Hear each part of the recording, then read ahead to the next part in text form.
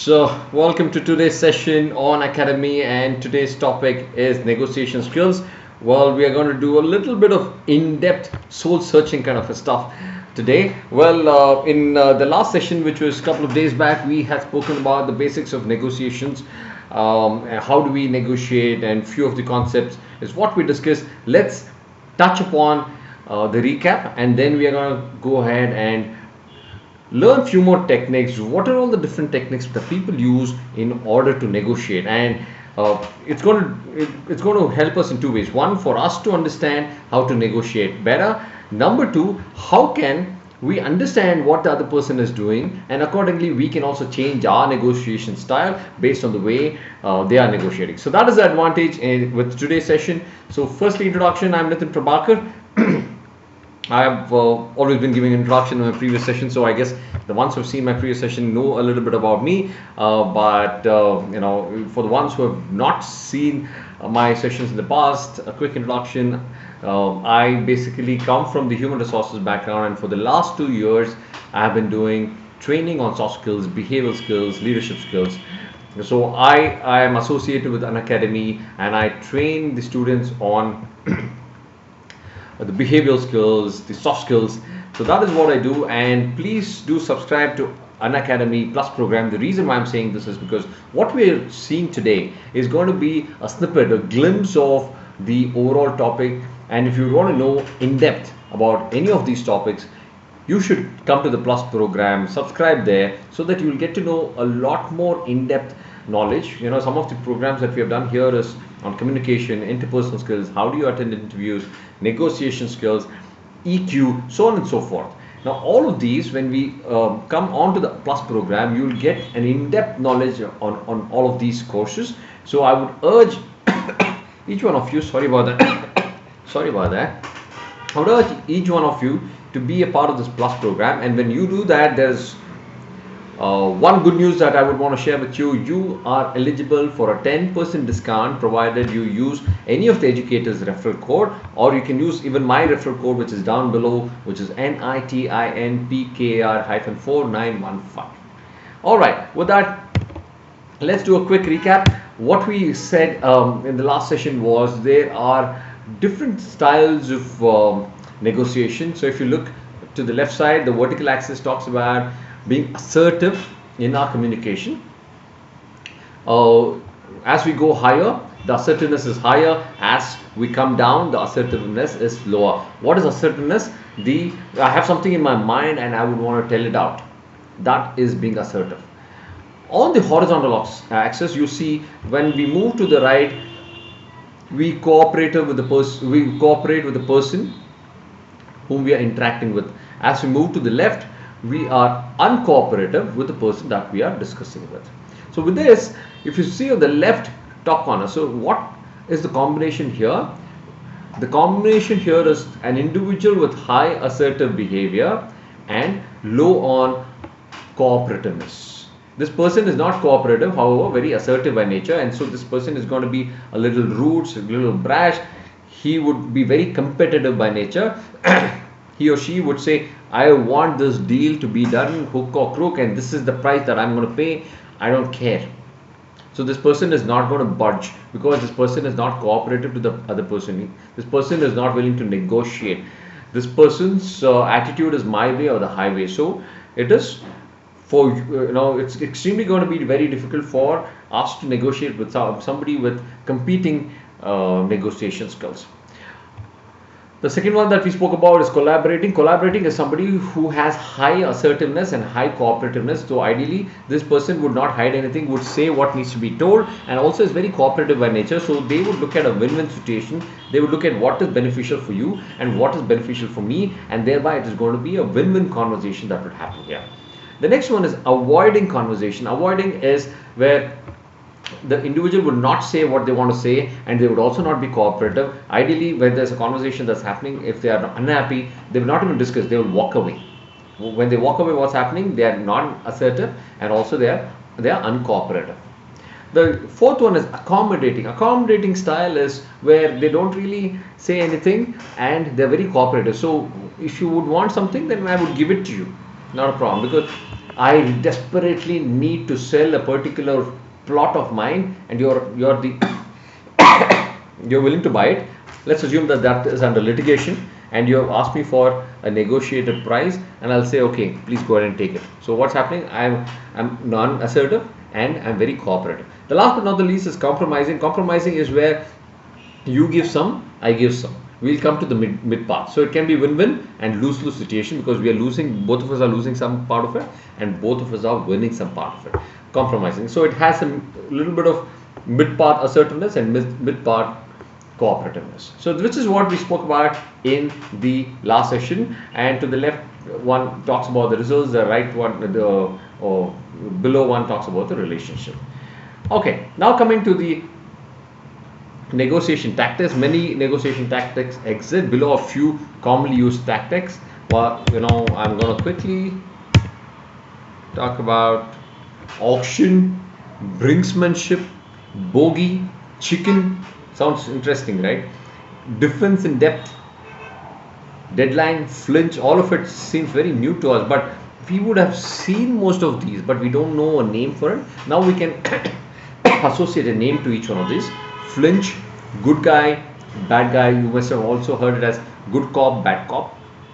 High ball, low ball. We would have seen our mothers shopping using high ball and low ball tactics.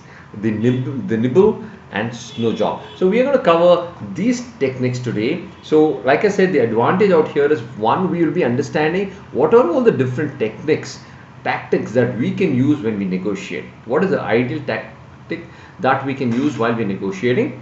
That's one of the benefits. The second benefit that we have out here is, when somebody is using any of these techniques, we would know a counter way to ensure that our negotiation is a lot more superior. So we know all the different 10 types of negotiation. I know exactly what is the negotiation style that you are using, and thereby I would change my negotiation style to ensure that I don't really get caught up in the way you're negotiating, right?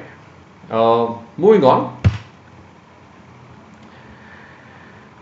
I'm going to talk about each one of it now. The first one is auction. Now auction, basically the bidding process. You must have heard of these auctions. Say for example, there's a particular house that somebody wants to sell because they would want to make some money.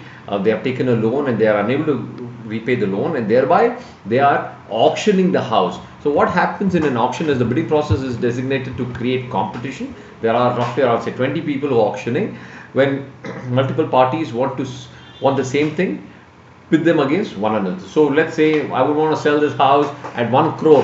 How many of you would want to buy it for 1 crore 10,000? So increase the stake by 10,000. So by the way, I am a part of the auction process in the badminton Premier League. So I have a team for the badminton team for one of the clubs. So we do the auctioning. So what we do is, we keep raising. So we have a placard, and every time that you raise, there is going to be an increase in a particular amount that they would have stated. So let's assume that every time that you raise your placard, there is going to be an increase of, say, a lakh. So it starts, say, 5 lakhs. So it starts with 1 crore, and I raise, it becomes 1 crore 5 lakhs. Somebody else raises 1 crore 10 lakhs. Somebody else raises 1 crore 15 lakhs. So it keeps, going on. Finally, somebody says 2 crores and nobody else raises, so that house belongs to that individual. So this is an auction. Not only do they want the thing that is being bid on, they also want to win, just to win, because this also is a state of ego, because there are 20 people and you would want to win the bid. It's just not about the money, it is also about your status. Taking advantage of someone's competitive nature can drive up the price. So, oh, okay, you really want to buy this, so I'm going to increase the stake, so you lose your money. So that is one of the things that could happen in an auction. Now, what's brinksmanship? Now, brinksmanship is a very hard negotiator. These are the people who are hard nut, if you look at it. And why is it called as brinksmanship? Is because they are pushed to the brink. One party aggressively pursues a set of terms to the point at which the other negotiating party must either agree or walk away. I would want to sell my bike. Let's assume that the cost is around 60,000 right now after depreciation, but I would want to sell it at, say, 1,50,000. Now what is happening? I am very, very adamant. I am somebody who is competing by nature. I am going to give you a price, and I would say this is what it is. There is no negotiation, and I am going to really stand for it, and the buyer is very desperate because this is one of the old models. This is the only old model that is available, and that person really wants it. Now there are only two options. Because I'm so adamant, either the party buys it or walks away from this. I'm pushing the other person to the brink, knowing fully well that the other individual wants it. That person is passionate towards antique, and I'm trying to take an advantage of that. That is brinksmanship.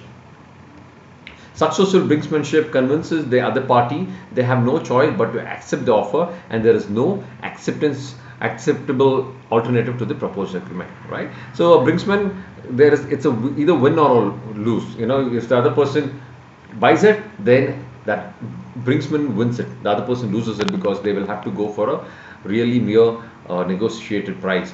On the contrary, if the other person goes away, it's a lose-lose situation.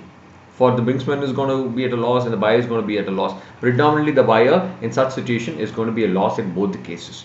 However, it is a passion, or the person has excess money. In such cases, it is okay. Otherwise, it's not a great deal to buy from a brinksman. What's bogey?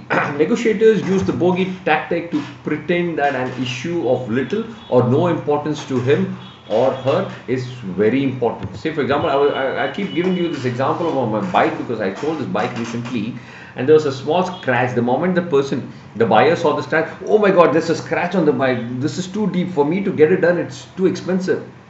Now what is happening? The person is making a big thing out of a very small thing. So then later the negotiation, the issue can be traded for a major concession of actual importance. So if, all right, so there's a scratch, whereby I will not buy it for 60,000. I'm going to give you 50,000. So if you look at it, just by reacting and making a mountain out of a mole, this person can negotiate a lot better. So that is the technique that you could use for a bogey. Creating a lot of noise around a small thing. When you are buying something, the moment you see something, you can harp on it, you can keep talking about it. There was another person who came there. He looked at the silencer. I changed the silencer. This person said this is a rocket silencer. No, I would not need it. So this, if the cops catch me, then I'll have to pay something. So I need to go with the original silencer, for which I'm going to have to invest a lot more. And thereby, can you please reduce the price? So what's happening? This person is taking one thing and really making a big fuss out of it, thereby having an advantage of a negotiation, right? So if I had to get really succumb to the pressure, I would have sold it. All right. While we're talking about this, if there are any questions, feel free to ping me, and we could probably go ahead and discuss those things. Well, chicken story, I was communication is one very important thing while you're talking in a negotiation. How you communicate is also very important. One of the very interesting stories that I covered in the last one, but I would still want to talk about it, is basically there are two friends who are conversing and having a smoke, and they're saying, is it okay to smoke when we pray? One of them says, no, it is not okay. The other one says it's okay. Then they say, okay, let's do this. Let's go to the priest and ask the priest, is it okay? So one individual goes to the priest and says, priest, I have a question for you. The priest asks, what's the question? So this guy says, priest, is it okay to smoke when I'm praying? Is it okay to smoke when I'm praying? The priest says, no, my son, is not sorry for the cough, guys. The priest says, sorry, son, it's not at all okay to smoke when you're praying. It's considered as disrespect. You can't do that. And he comes back, and the person says, you know what, this is exactly what I told you. I told you that it's not right for us to smoke when we pray. The other friend of his says, hey, hold on, just 1 minute, let me try it out, come along. So they both go together, and then he goes to the priest and says, priest, I have a question for you. The priest says, what? He says, can I pray when I smoke? Can I pray when I smoke? The priest says, wow, such a nice son you are. Please go ahead. You can pray when you're doing anything, when you're smoking, when you're doing nothing, when you're busy, or when you're playing, you're studying. Anytime you can pray. Even while you're smoking, you can pray. Please go ahead, my son. So the way one puts across a particular thing can make a whole lot of difference. So when you are negotiating, it's important for you to communicate in a manner which is very impactful. So you got to be really watchful of what you're going to say, for which you need to be a little more prepared, rehearsed. When you are rehearsed, you can really go in with a better negotiation. Yesterday, in a couple of days back, when we spoke about Batna, what now? Please go ahead and look at Batna. You got to go prepared as to what is the best and what is the worst possible outcome that you can expect from that negotiation. When you go well prepared, you know this is what it can be. You know, if this is how not happening, what is the next best alternative is what you would know, right? Moving on to the next tactic, which is chicken tactic. Negotiators propose extreme measures, often bluffs to force the other party to chicken out and give them what they want. Now, I will give you one extreme example of a movie. If you watch Golmaal 3 or Golmaal 4, what they do is, there is a bungalow, they would want to sell it. So they go to the the owner of the house and they say, you know what, please sell it off, because the price of this house is dirt cheap. People don't really buy. The owner is wondering, why wouldn't people buy? Because they say that this place is haunted and nobody wants to buy it. So what is happening here? They are creating a fear, and the moment the word is spread that a house is haunted, nobody would want to buy it. There is one such, I stay in Bangalore. There is one such area where I stay in Mahalakshmi Road. There is one empty plot in Bangalore, and an empty plot is something that people look forward to. But however, that particular plot is not bought by anybody. The government has also not acquired it. Nobody owns it because they call it as the Booth Bangla. Nobody wants to go there in the night. Nobody even walks in. People are really fearful even in today's century, right? The 21st century, people are still fearful. So those are things that negotiators propose extreme measures, often bluffs to force the other party to chicken out. They would want them to come out of that particular deal. This tactics can be dangerous when parties are unwilling to back down and go through with extreme measures. I am okay if it's a Booth Bangla, I'm still going to buy it. Then they would not be chickening out. If they chicken out, then it's the advantage for the other person who's spreading the rumors, right? Defense in depth. This is a classic example. I have one of such clients where there is a lot of defense in depth. I'll read this out and I'll explain to you what exactly happens in this situation. Several layers of decision makers' authority is used to allow further concessions each time the agreement goes through a different level of authority. So there is one client of mine where we quote a particular price. So the deal is over and then we quote a particular price. Let's say, for example, I'll just give you a very vague example. Let's say 10,000 rupees for ease of calculation. 10,000 rupees per day is what we quote. It's all agreed upon. Next, I get a call. I get a call from the procurement team, and the procurement team says, I'm calling from the procurement team. This 10,000 rupees is too high. You will have to reduce it. I will tell them that the negotiation is already done with the team, and now this is the final price. They say, no, because I'm calling. Next time, if you want this deal, please ensure that you reduce it further. Then I am with great difficulty. I'm like, okay, 9,000 rupees. Fair, done. Okay, done, deal, dusted. Next, after a couple of days, I get a call from the finance team. The finance team says, well, you had agreed upon a 9,000, but we find it too much. Please reduce the cost. Please go down to 5,000. I'm like, what? 5,000? It's highly impossible. Then they say, okay, what is the best that you can give? I say, no, I'm so sorry. From a 10,000, I've come down to 9,000. I can't go down any further. They say, no, this is too much because we have other vendors giving us at this cost. And eventually, they say that because I'm calling from the finance team, I need to show some reduction cost. Give me some amount. Finally, I reduce it to 8,500 or 8,000. So if you look at it from 10,000, which is a negotiated price, it has come down to 8,000. But a couple of interactions, now I know that there are multiple levels of defense in depth, and thereby what I'm doing is, instead of quoting a 10, I would quote a 12 and then come down to a 10. So I'm playing safe these days. However, if you are unaware of, then this defense in depth technique can reduce your negotiation, the profitability that you can keep, the margins that you can have. So what happens is, in other words, each time the offer goes to the decision maker, that decision maker asks to add another concession in order to close the deal. Right? That is what happens in defense in depth. Deadlines. Now, give the other party a deadline. If you want this, sir, if you want this deal to happen, please come back and let me know by tomorrow. If you're looking for a rental home, you must have seen this. You look for a house. They say, sir, I can't block the place because there are multiple people who have seen it. If you are the first person to pay the advance, I'm going to block it. Otherwise, I'm going to give it to others. You must have seen that happen, right? So what is happening? They are putting pressure on you. They are asking you to take a quick decision. They are not willing to, wait.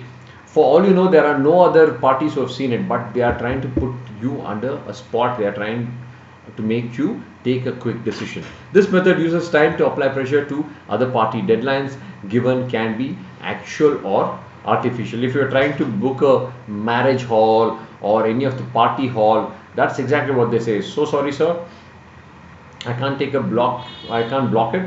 However, pay some advance and then we are going to go with the booking. We first come first serve, first pay first serve is what they say, and which is basically pushing you to take a decision. This is another style of negotiation. Flinch. What is flinch? Is showing a strong negative physical reaction to a proposal. Now, I used to go with mom. My mom uses flinch. My mom uses the snowball, right? Technique. So I'll talk about flinch first. I used to go with my mom to buy sarees when I was young, when I was in my school, college days.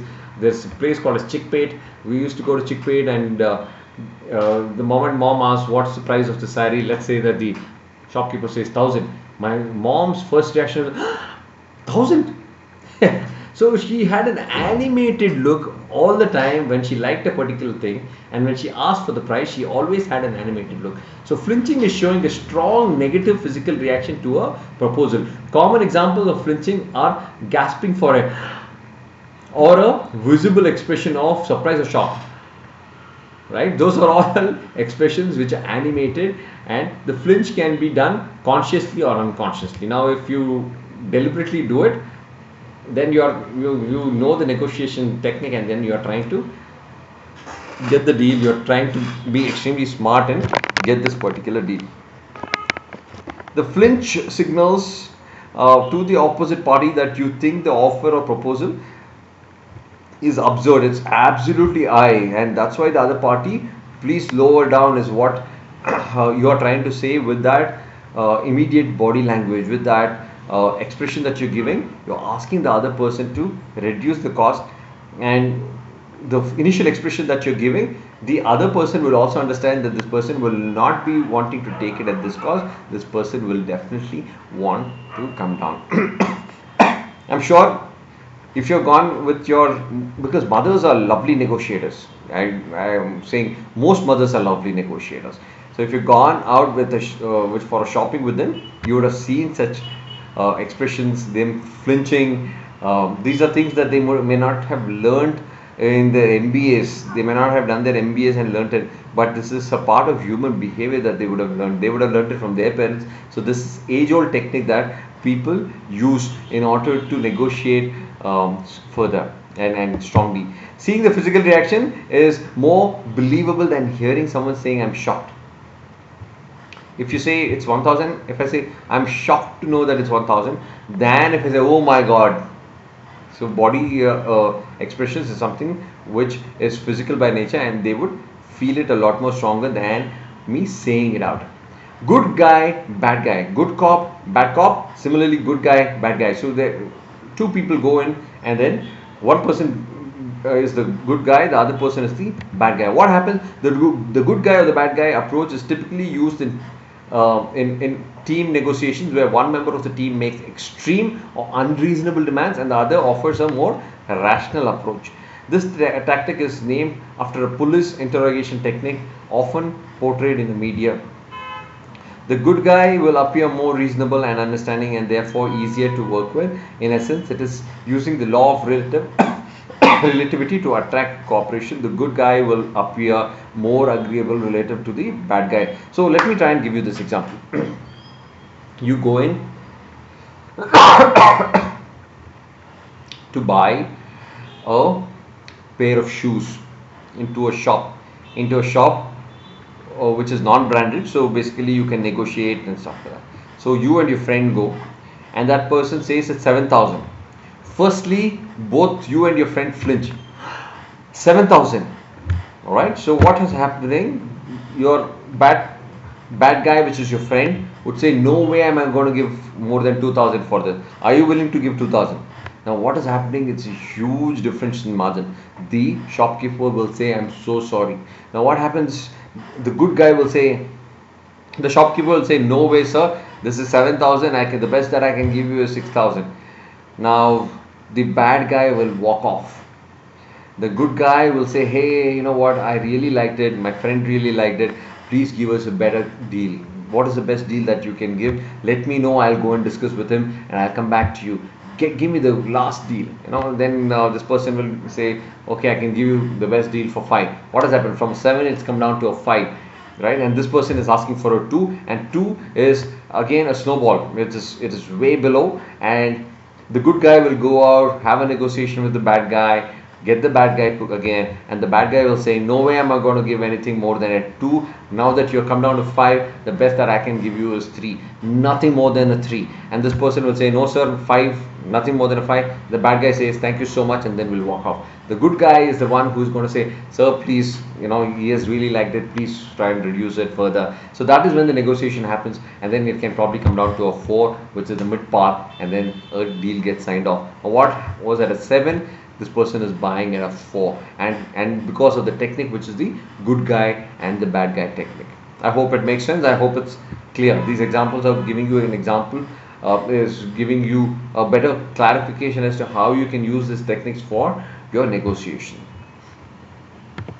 High ball, low ball, this is one of the things that I was talking about, which my mother used. Depending on whether selling or buying, sellers or buyers use a ridiculous high or ridiculous low opening offer that will never be achieved. Now this example that I gave you in the good guy and the bad guy situation, the bad guy from a 7000 said 2000. That was a low ball, right? Suddenly asked for a low price, while the shopkeeper also had given a high ball, had given a 7000. While he's still going to make a profit at 4, he had a high ball at 7. Now there are few advantages of this, there are few disadvantages of it. The last stage, if you look at it, the danger of this tactic is that the opposite party may think negotiation is a waste of time. If my budget is say 4000, if you say 7000, I would not even negotiate, I would probably walk off.